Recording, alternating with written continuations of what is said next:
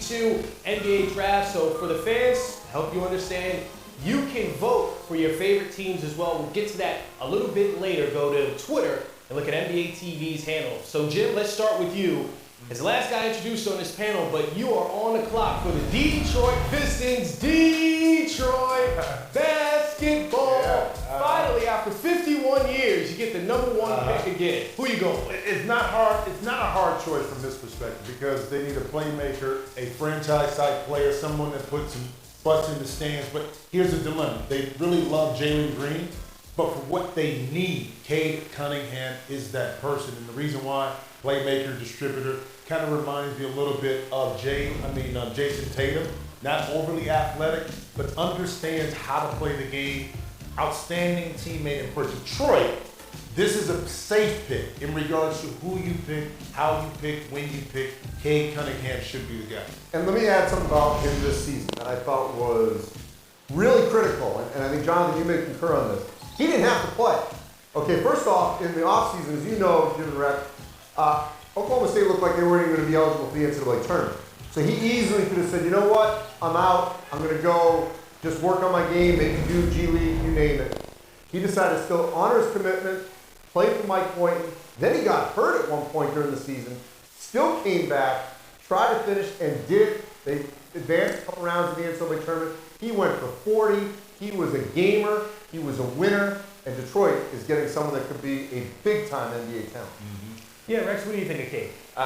Mixed bag. Had a really tough time watching him at times this year when you wanted him to be more aggressive, take over the game a little bit more.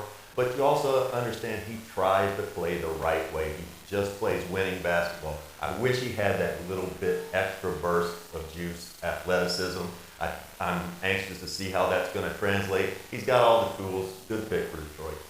Well, it was 51 years ago that the Detroit Pistons had the #1 overall pick, and the Houston Rockets had the 2nd overall pick this year. History repeating itself. So we go to you, Osman, for the 2nd overall pick for the Houston Rockets. I think we know what's coming. Well, I'm not sure we all know exactly what's coming, but I think they're choosing between Jalen Green and Evan Mobley, and possibly Jalen Suggs. And it's a tough choice. But I think Jalen Green's the guy that Houston picks, and he's going to be the guy that I would pick for them. They're at stage 1 of the rebuild. They really need a shot creator, a guy who could put up 25 every single night. We watch these playoffs, we see Devin Booker, we see Donovan Mitchell, guys who could carry your team offensively for stretches. Houston doesn't have anybody right now. They're relying on Christian Wood. He's not good enough to be a #1 option. Jalen Green, arguably the best athlete in the draft. But over the past couple of years, he's really improved his skill level, his shot creation, his footwork off the dribble, getting into jumpers, and then his shot making.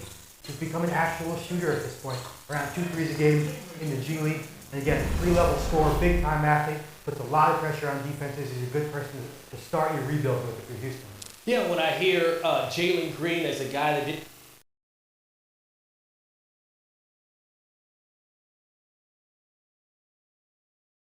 The laws of the game say the lines contain it, but contain it, they fail.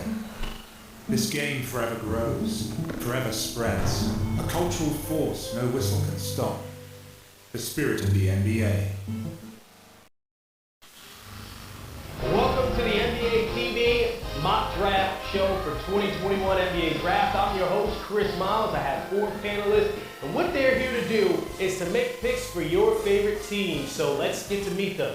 Let's start with the 2 cats. My man, the Wildcat from Kentucky, Rex Chapman, also known as the guy that was taken 8th overall in the 1988 draft. And we have Andy Katz, where the name says it all, senior writer for the NCAA. Been doing this since, well, before some of us were born. This guy has a lot of experience. Woo, That's no gray hair, no gray hair. You look good. You look good for a guy doing it that long.